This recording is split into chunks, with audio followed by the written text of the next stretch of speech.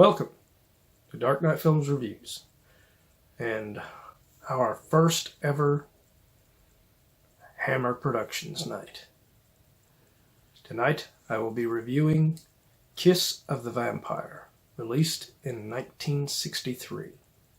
Kiss of the Vampire stars Clifford Evans, Noel Willman, Edward de Souza, Jennifer Daniel, Barry Warren, Brian Oulton, Noel Howlett, Peter Madden, and Isobel Black. Kiss of the Vampire was directed by Don Sharp.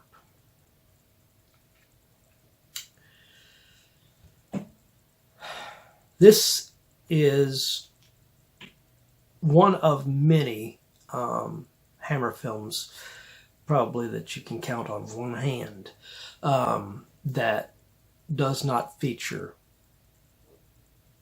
not one of the major names from Hammer Productions, such as Christopher Lee, Peter Cushing, Andrew Keir, Barbara Shelley, Veronica Carlson, Oliver Reed, Charles Gray, etc.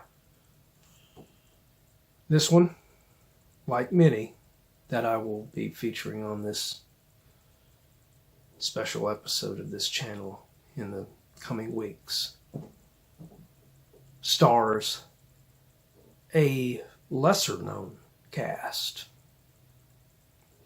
This one was written by Anthony Hines under his pseudonym John Elder. This was Don Sharp's first film directing for Hammer, which he would go on to direct several more films, some of them which I will review on this channel, and one which I have already reviewed on this channel, which was Rasputin, Mad Monk.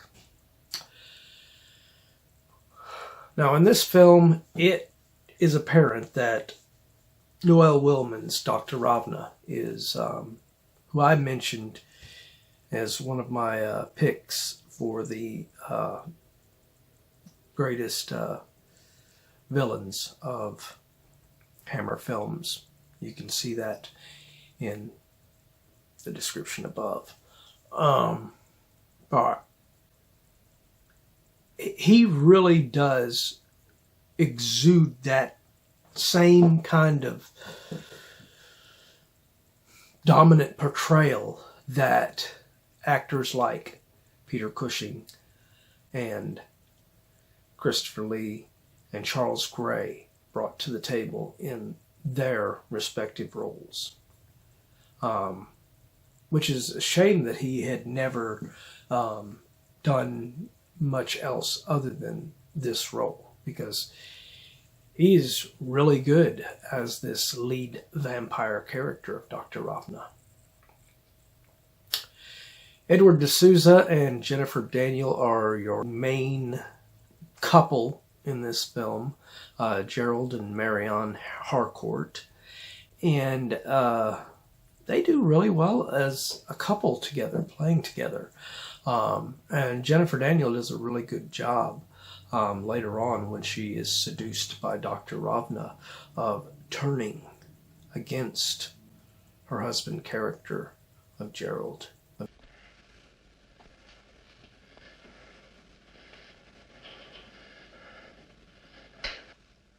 Well done, my dear.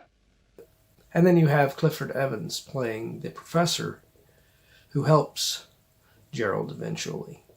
And you can tell that this character was probably modeled for either someone like Andrew Keir or Peter Cushing to play.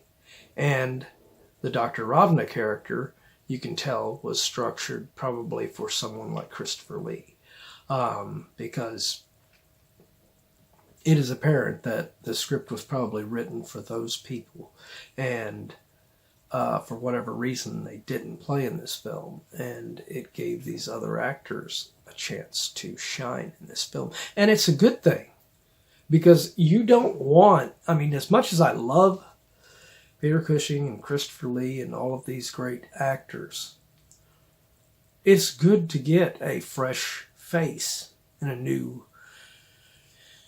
actors in there. It's just a shame some of these that played in some of these lesser known films never went on to anything as great as those bigger names did.